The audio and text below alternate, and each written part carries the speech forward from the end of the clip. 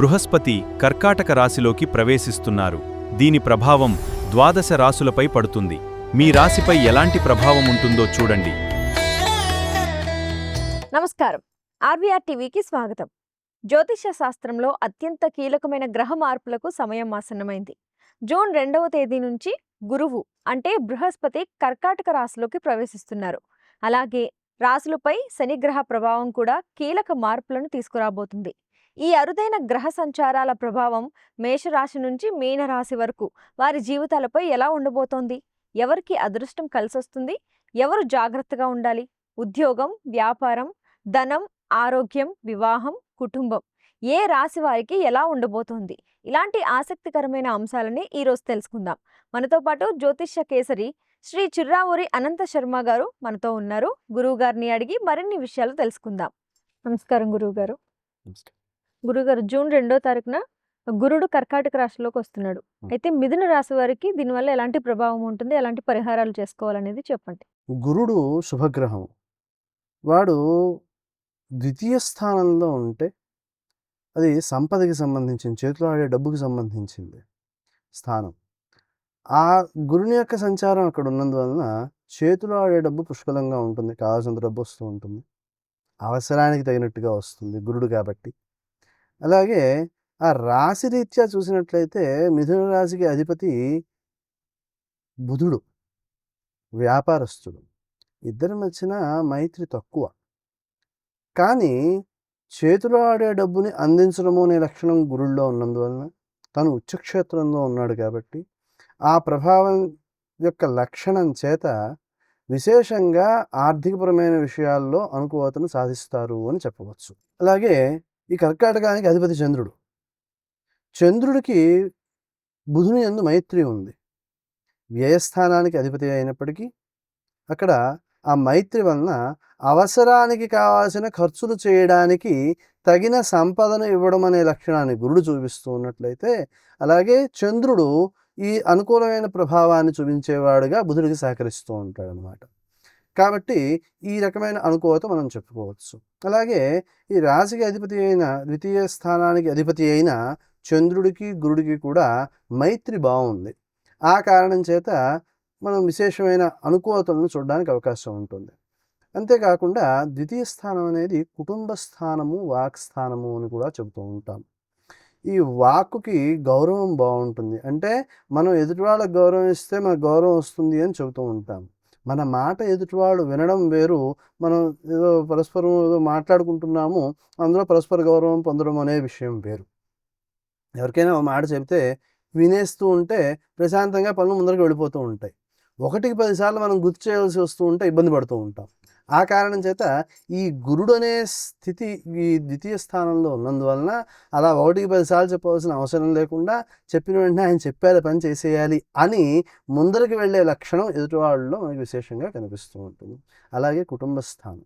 కుటుంబ స్థానం ఉన్నప్పుడు కుటుంబంలో ఉన్న వ్యక్తుల యొక్క సహాయ సహకారాలు మీ యందు ఉన్న గౌరవం, మీ మాట యందు ఉన్న గౌరవం వలన అనుకూలమైన ఫలితాన్ని అందించేవిగా ఉంటాయి.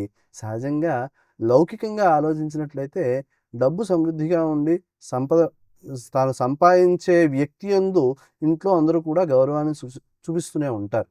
కాబట్టి ఆ రకమైన అనుకూల ప్రభావాన్ని ఇక్కడ విశేషంగా మనం గుర్తించడానికి అవకాశం ఉంటుంది. వృశ్చిక రాశి. ఈ మిథున రాశి వారికి వృశ్చిక రాశి 6వ రాశి అవుతోంది. ఈ 6వ రాశి అనేది సహజంగా షష్ఠభావం అనేది కొంత కష్టాన్ని సూచించేదిగా కనిపిస్తుంది. అలాగే 6వ స్థానాన్ని శత్రు రోగ రుణములు అని చెబుతాం. ఈ శత్రు రోగ రుణాలు అనే విషయంలో ఎప్పుడైతే బలం పెరుగుతోందో గురుని యొక్క దృష్టి వలన శత్రువులను జయించగలుగుతాము, రోగాల్ని అధిగమించగలుగుతాము, రుణాలని తీర్చగలుగుతాము. ఈ రకమైన అనుకూల ప్రభావాల చేత పాత అప్పులు ఏమైనా ఉన్నట్లయితే వాటన్ని తీర్చేసుకోవడము, అనారోగ్యం నుంచి బయటికి రావాల్సిన వైద్య సదుపాయాలు అవి కూడా ఏర్పాటవుతూ ఉండడము, చూసే వైద్యుడు కూడా పొరపాట్లు పడకుండా అనుకూలమైన భావనతో మనకి అన్ని మంచి ఫలితాలని, అలాగే సూచించవలసిన మందులను కూడా సరైన మందులను సూచించడము లాంటి వాటికి అవకాశం ఉంటూ ఉంటుందన్నమాట. కాబట్టి ఈ రకంగా విజయాన్ని, శత్రువులపై విజయాన్ని సాధించాలి అంటే కావాల్సింది ఏమిటి అంటే జ్ఞానము, నైపుణ్యము అవి పెరుగుతాయి అని అర్థం చేసుకోవచ్చు. కాబట్టి ఈ రకంగా షష్ఠ భావానికి సంబంధించి విశేషమైన ప్రభావాన్ని మనం పొందడానికి అవకాశం ఉంటుంది. అలాగే దీనికి అధిపతి కుజుడు అయ్యాడు. కుజుడు సహజంగా బలహీనపడినట్లయితే పెద్ద పెద్ద అనారోగ్యాలను ఇస్తాడు. ఎందుకంటే కుజుడు రక్తానికి సంబంధించిన విషయంలో విశేషమైన ఆధిపత్యాన్ని పొంది ఉన్నాడు. కాబట్టి అటువంటి దోషాలేమీ లేకుండా అనుకూలమైన ప్రభావాన్ని అందించడానికి అది ఉపయోగపడుతుంది. తర్వాత మకరం సప్తమ దృష్టి కలిగి ఉన్నందువలన ఈ మకరము ఈ మిథున రాశి వారికి అష్టమ స్థానం అయింది. కాబట్టి సహజంగా కష్టాన్ని కలిగించేదిగా ఉంటుంది. ఈ అష్టమ స్థానమే అయినప్పటికీ గురుని యొక్క దృష్టి వలన అక్కడ ఉన్న ఆర్థిక ఆరోగ్యపరమైన విషయాల్లో అనుకూలతను సాధించుకోవడానికి ఉపయోగపడుతుంది అనవచ్చు. ఆర్థిక పరంగా మొత్తం మీద మనకు అనుకూలంగానే ఉంది కాబట్టి అనుకోని అవకాశాల వలన వచ్చే ఆర్థిక ప్రయోజనాలు కూడా విశేషమైన ఫలితాన్ని ఇస్తాయి అనే విషయాన్ని మనం అర్థం చేసుకోవచ్చు. తర్వాత మీనరాశి. ఈ మిథున రాశి వారికి దశమ స్థానం అవుతోంది. ఈ దశమ స్థానం అవుతూ ఉండడం వల్ల గురుడి యొక్క దృష్టి దశమ స్థానంపై ఉన్నందువలన ప్రత్యేకమైన గౌరవాన్ని అభివృద్ధిని సాధించడానికి అవకాశం ఉంటుంది. అంటే మొత్తం మీద మిథున రాశి వారికి గురుడి యొక్క దృష్టి వలన, వేరు వేరు రాశులపై ఉన్న దృష్టి వలన, అలాగే ద్వితీయంలో గురుడు ఉన్నందువలన పూర్తి అనుకూలమైన ఫలితాన్ని మనం ఆశించవచ్చు అని చెప్పవచ్చు. అలాగే గురుడికి స్వక్షేత్రం కాబట్టి ఆ దశమ స్థానం అనేది మంచి గౌరవాన్ని, విలువల్ని, సత్కారాలని మొదలైనటువంటి వాటిని అందించే అవకాశం ఉంటుంది. దాన్ని పూర్తిగా సద్వినియోగం చేసుకోవడానికి ప్రయత్నం చేయాలి. ఆర్థికం విషయంలో అభివృద్ధి అనేది మనకి మేలు చేసేదిగా ఉండాలి కాబట్టి జనని కనకవృష్టిని దక్షిణాం తీర్పయామి అనే మంత్రం చేసుకుంటూ ఉండడం మంచిది. గురువుగారు, గురువు రాశి మారడాన్ని చాలా విశేషంగా చెప్తూ ఉంటారు. అసలు దాని ప్రత్యేకత ఏంటి? గురుడు ఒక రాశిలోంచి మరొక రాశిలోకి వెళ్ళినప్పుడు మనకు ప్రత్యేకించి చెప్పే సందర్భాల్లో ఈ రాశి మార్పు జరిగేటప్పుడు ఏ రాశిలోకి వస్తోందో ఆ రాశి వారు, ఏ రాశిలోంచి వెళ్ళిపోతుందో ఆ రాశి వారు ఇద్దరూ కూడా ఖచ్చితంగా గురుగ్రహానికి సంబంధించిన శాంతి చేయించుకోవాలి అని చెప్పడం జరుగుతుంటుంది. ఎందుకు అంటే గురుడు శుభుడే అయినప్పటికీ కొన్ని దోషాలని కూడా ఇస్తాడు. ఏ రాశిలోకి వస్తుందో ఆ అధిపతితో ఉన్న సంబంధం అంటే మైత్రి ఉందా, శత్రుత్వం ఉందా, ఇలాంటి సంబంధాన్ని అనుసరించి, అలాగే ఈ ఆధిపత్య శుభత్వాలు ఉంటూ ఉంటాయి జాతకరీత్యా. వాటితో వచ్చే అనుబంధాలు మళ్ళీ వేరేగా ఉంటాయి. జాతకం రీత్యా గురుడు మేలైన వాడా, మేలు చేసేవాడా కాడా అనే లక్షణాన్ని చూసుకోవాలి. ఇవన్నీ పరిశీలించుకుని అసలంటూ ముందు శాంతి చేస్తే ఈ దోషాలు ఏమైనా ఉన్నట్లయితే ఆ దోషాలు ఉపసంహరించబడతాయి ఒక స్థాయి వరకు. ఎంత ఎక్కువ చేస్తే అంత మంచిది. అదే మంచి చేసే లక్షణం ఉన్నట్లయితే ఆ మంచి ప్రభావాన్ని మనం అనుభవించగలుగుతాము. ఇది అక్కడ మనకి చెప్పబడే ప్రత్యేకమైన లక్షణం. ఆ కారణం చేత మనము గురుని యొక్క సంచారాన్ని చాలా శ్రద్ధగా చూసుకుంటూ ఉండాలి.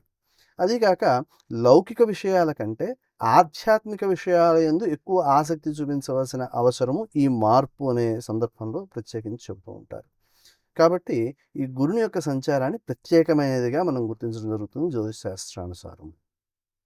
గురువుగారు, గోదావరి ప్రాంతానికి పుష్కరాలు వచ్చినప్పుడు ముహూర్తాలు ఉండవు అని అంటూ ఉంటారు. అది ఆ ప్రాంతానికే ఉంటుందా, లేకపోతే అన్ని ప్రాంతాలకి వర్తిస్తుందా? అసలు ఎందుకు అని? గోదావరి పుష్కరాలు అయితే మాకేమైంది, మేము కృష్ణా జిల్లా వాళ్ళము, మాకు పట్టింపు లేదు, ఆ సమయంలో మేము చేసేసుకోవచ్చు అని ఎవరికి సొంతానికి వాళ్ళు కొత్త విధానాన్ని అనుసరించడం ప్రారంభిస్తున్నారు. అయితే నిజానికి పుష్కర సంబంధం కాదు అక్కడ.